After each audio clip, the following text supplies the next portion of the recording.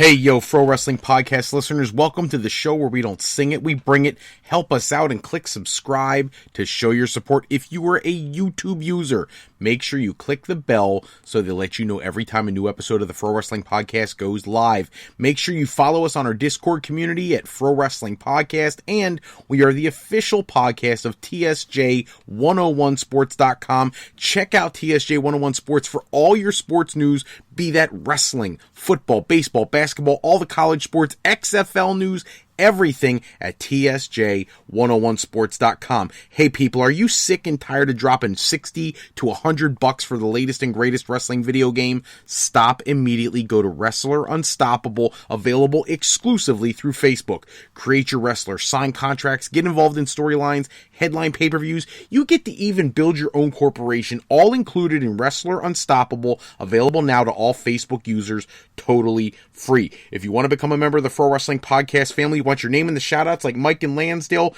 How you doing, Mike? Hope everything's well. Check out our Patreon page at patreon.com/Pro Wrestling Podcast. Sign up today. We have loyalty rewards. Any $15 a month contributor gets to co-host an episode of Live with me, and our $7.50 a month contributors enter into a drawing to also co-host an episode of one of our live shows. Hello, everybody, and welcome to this live episode of the Pro Wrestling Podcast. We'll take your questions, your comments, your concerns, anything you want to talk about through whatever streaming service you're catching the show right now live. Hey, listen, if you missed the show live, that's okay. Call into the Pro Wrestling Sound Off line at 267-642-1160 where you can give us questions, comments, anything you want us to talk about for a future episode. We'll get to as many of those as we can. Make sure if you leave a comment, tell us who you are so we can give you credit for your contribution to the show. We love giving shout outs to our fans. Don't forget, if you're new to the Pro Wrestling Podcast, head over to our homepage at frowrestling.com where you could preview all the topics coming to the show. It's a great way to come up with the questions that you want us to answer. Put a couple comments in there. Also, check out the Indie Events tab where you can find shows coming to an area near you. Get that up-close, personal, intimate feel like you can only get at a local indie show. Also, Infro's Corner, my blog on frowrestling.com. Check that out. And like I said at the top of the show, go to www.tsj101sports.com for their articles on the world of professional wrestling. So, this episode, we got to jump right into it. The big news of the week was, after all the teasing on Twitter and other social media, Randy Orton made it sound like in 2020 he was headed to All Elite Wrestling. Chris Jericho playing it up, talking about send me some tapes and I'll see what I can do.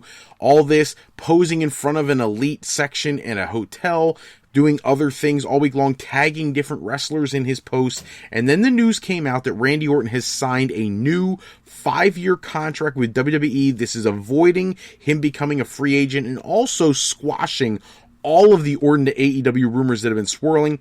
Orton had signed a 10-year deal in 2010. WWE was, ready to re-up him in summer of 2020, but it looks like WWE wanted to, jump the gun, get the negotiations done. Listen, with All Elite Wrestling doing as well as they are, and I understand, we got some people who are like, they're only going up against NXT. I get that, and I'm actually in agreement with you on that. They're nowhere near competing with Raw or SmackDown yet, but that doesn't matter. Somebody the level of Randy Orton, if he were to be signed to an AEW contract, would instantaneously make that brand that much bigger of a competitor because he has such immense name brand recognition. They needed to lock him up. They needed to lock him up for a long-term deal. This 5-year deal will keep him in WWE for the foreseeable future. Now, what do you do with Randy Orton at this point? Because let's be honest, he's done everything there is to do. He's held every championship. He's been in main events all the way down to the mid-card. He has done everything there is. I actually, as those who tune into the podcast know, thought he should go somewhere else just so he can revitalize his character. Look, I love the Viper. I've always been a Randy Orton fan, going all the way back to the beginning of his career. But we've seen it all and done it all. There's almost nobody left for him to work with. So who are you going to put him against now? There's really not much out there. Unless WWE, and I know this seems like a stretch, but if they really do cultivate the NXT brand the way they should, you could see something like a Randy Orton versus Adam Cole, or Randy Orton versus a Tommaso Ciampa, or a Johnny Gargano, or some of those guys, and those are matches we haven't seen that might hold the promise of something spectacular in the future, but right now, there is nobody on the main roster that I have even a little bit of interest in seeing Randy Orton go against because he's already done it with everybody. Name me somebody that he hasn't had a program with. It's really challenging, unless you're talking about garbage wrestlers who are either at the mid-card or below the mid-card status, and certainly you don't want to spend the kind of money I'm sure WWE did for this contract on Randy Orton to put him in the ring with people at that level. So it's got to be a main event level thing. So who is left? Look at their card, top to bottom. He's feuded with Daniel Bryan. He's feuded with Roman Reigns and Seth Rollins, and he's feuded with, all these guys. What are you going to put? Put him against Drew McIntyre or maybe Bobby Lashley, maybe a Braun Strowman? Those might be the only options left. He's even had run-ins with Ricochet and things like that. So he really has done pretty much everything. Now, on a related note, it's also been reported this week that Randy Orton had approached Vince McMahon about the idea of creating a stable, including the Revival. He had a great opportunity to work with them for a short period of time, and he really liked what he saw. Felt like the chemistry was there, something he'd be interested in furthering, and not only did Vince McMahon decline the offer, but he moved the Revival to the opposing show, as you know, in the draft special. So it's an opportunity that is totally missed, and it's interesting kind of development when you think about the fact that Orton's new contract and the Revival's refusal to sign new deals before their contracts expire in 2020. It's almost weird that you saw all the posts that you saw from Randy Orton, and he knew he was negotiating a new deal. So it's a little strange that things went down the way they did. Hopefully WWE gets a deal done with the Revival, and I would actually like to see that faction. I really would. I think that could only do good things for all three of them. Like I said earlier, Randy Orton's done everything. Put him in a faction again. It's been a long time since he was a member of Evolution. So let's get him something new, a breath of fresh air. I don't even care what it is. Just give him something. A little bit of a bitter troll syndrome going on after a 2-month absence. Finn Balor came back to WWE NXT and a few weeks ago debuted with a new edgier character, kind of like converted him to the dark side. And he was talking to State of Combat podcast, and he said, I actually have his quote here. It says, anyone who knows anything about WWE realizes that nobody knows who's in control. Nobody knows who's got the answers. Nobody knows who's making decisions. Nobody knows if you're booked on Monday night or if you're booked on now Friday night, or if you're booked on Wednesday night, or if you're on house shows, or if you're on overseas loop. Nobody knows anything until it happens. This sounded to me like he's frustrated that there's not more organization when it comes to WWE and how they book their shows and how he was brought back to television. Then he went on to state, he said, it was just, dude, I need some time off. I've had enough. Enough is enough. I wrestled 172 matches last year. That equates to almost 300 days on the road, and enough was enough. So I grinded my butt off for 5 years, and I was done. And I had enough right now. I'm human. I want to go back to being me. I've done everything you've asked me to do. I went out there with a smile on my face. I raised my arms when the lights came on. I've done all your interviews. I've done all the media. I got up. I traveled all over the world. And now I just need a little time for myself to reevaluate exactly what I want, because I'm done doing what you guys want. I just want to do what I want to do. Does that mean that WWE has ruffled the feathers of the Demon King? And how will this affect his push for his character going forward? I think some could argue that it's already had an effect, considering he's back on NXT. And don't get me wrong, I'm fine with what he's doing on NXT, but this is a guy who is the initial Universal Champion, never given another opportunity after he got hurt winning that Universal title, and now he's back on essentially what they would call the C brand. That's a little bit of I shouldn't say a little bit. That's a lot of demotion, if you ask me. Now, I get it. NXT is an exciting product. All these run-ins on Raw and SmackDown ahead of Survivor Series are awesome, but it's not Finn Balor being the level of Finn Balor he was when he first made the jump to the main roster. And I just can't help but think that the way he phrased everything here on this podcast, that he's very frustrated with his role in the company. Now, maybe I'm wrong.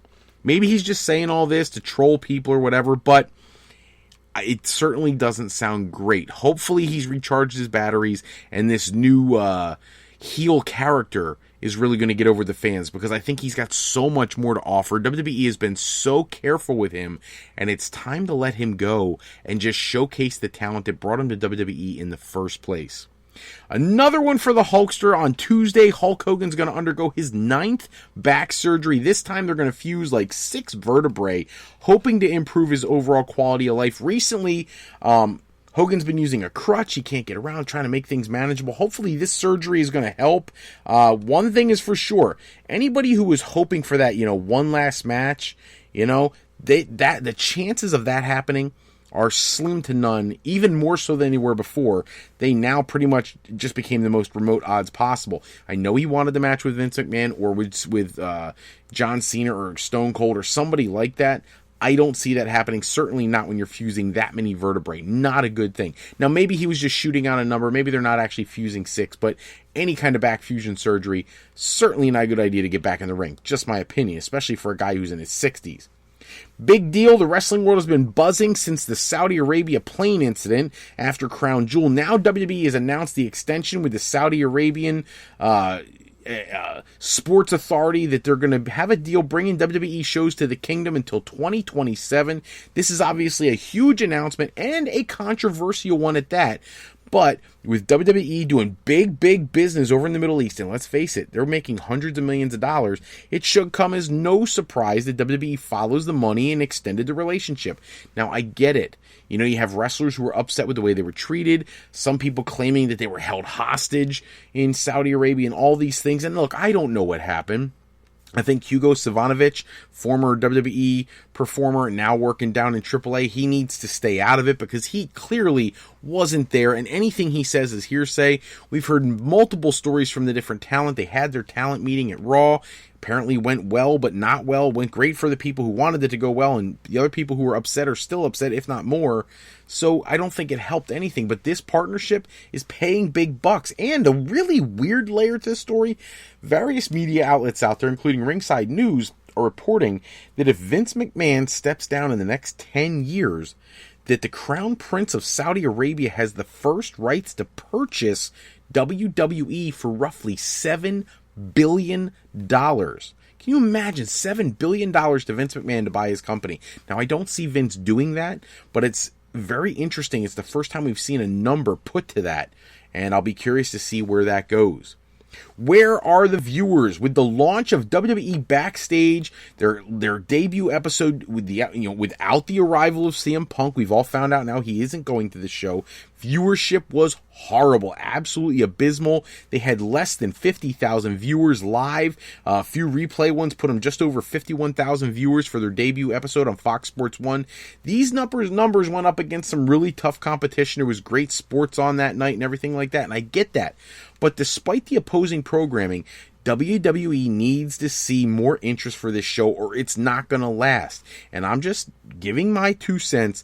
Perhaps a big money offer to Mr. Phil Brooks, CM Punk, is in the works to help attract new viewers. Can you imagine if you did that deal and brought Punk in? I guarantee you take that from less than 50,000 views to well over 1 million views. You may top the NXT viewership and the AEW viewership if you bring back CM Punk because so many people want to see him.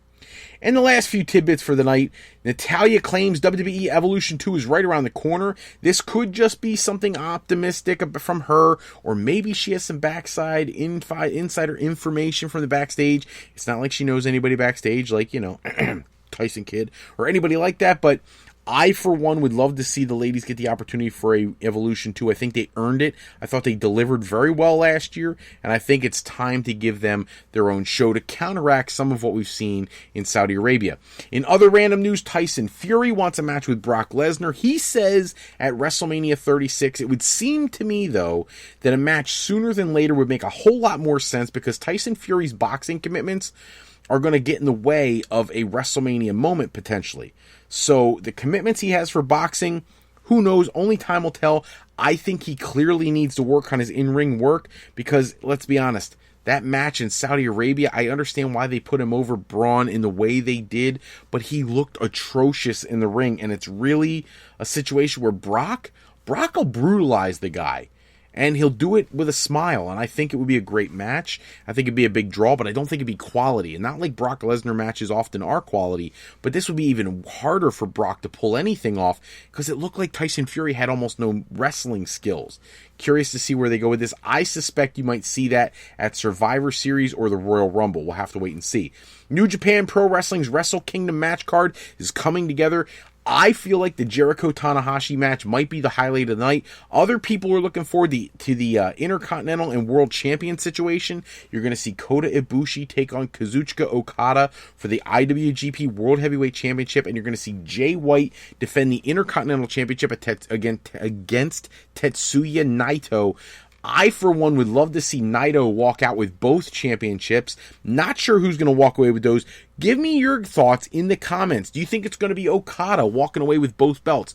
Do you think Kota Ibushi has come? It's his time to be the number one man. And will they really give him 2 championships in back-to-back evenings to solidify him as a top main event star? Does Jay White reclaim the IWGP World Championship and walk away with 2 belts? Or does Tetsuya Naito, who in my opinion has been overlooked for years, walk away as both the IWGP World and Intercontinental Heavyweight Champion? I'd be curious to see what happens. Lance Storm was in the news earlier this week. He is apparently closing up the Storm Wrestling Academy in November, and then he'll be reporting to WWE as an agent sometime in 2020, and it could only help the current product because I think he would be able to put together matches that fans would really be interested in seeing. Remember, he had some tryout agent opportunities at Impact Wrestling earlier this year. Some of his segments were incredible, well produced. So I can't wait to see what he does for WWE. And Shotzi Blackheart and Scarlett Bordeaux have reported to the WWE Performance Center. They're ready to bring their talents to NXT. These are both significant acquisitions for WWE, and they should add a little bit of variety to the women's division in NXT, something I feel like it is in a lot of ways lacking. You know, it's not that they don't have talent in the women's roster in NXT, but these are very different personalities, different types of wrestlers, and I think it's something that could really help that brand grow. That's all the time we have for this episode. Check back with us next episode. We'll run down the latest wrestling news and rumors. Special thanks, as always, goes out to bensound.com and purpleplanet.com for producing all the music and sound effects we use in any of our shows. Today's podcast is sponsored in part by Beazle Games. Showcase your artistic side in this new game from Beazle Games by going to frowrestling.com and clicking the icon in the middle screen to pick up a copy of Sketchy People. And to AlleyRepair.com. Contact Alley Repair today for servicing of all your classic skee-ball, pinball, and arcade game needs. Don't forget to swing by www.tsj101sports.com, where we are the official podcast of TSJ 101 Sports, and check out their articles on wrestling, baseball, basketball, football, all of it, XFL, everything you could think of. Check it out at tsj101sports.com. The Sports Junkies. Check them out today. If you're looking for your next career move, you're considering college, university life, or you just need some formal training for your next career decision, go to our sister website at frolifeplanning.com for all your higher education needs, as Fro Life Educational Planning is for today, for tomorrow, and for life with Fro Life. I'm Fred Frohler, better known as Mr. Fro, and I want to thank you for taking a few moments with us today. If you're looking for more wrestling news and rumors, again, go to www.tsj101sports.com for their articles on wrestling. Check out my blog, Infro's Corner, at frowrestling.com, and don't forget that indie events tab on Fro Wrestling to find a show coming to an area near you. That's all the time we have for this episode. Take care, everybody. Have a great night. And while you're at it, make sure you check out AEW Dynamite going on right now on the replay on TNT, and give us some feedback in the comments below. Make sure you enable that bell, YouTube subscribers. We're looking forward to seeing you. We're on a drive to 2,000 subscribers. Get involved. Take care, everybody. Have a great night.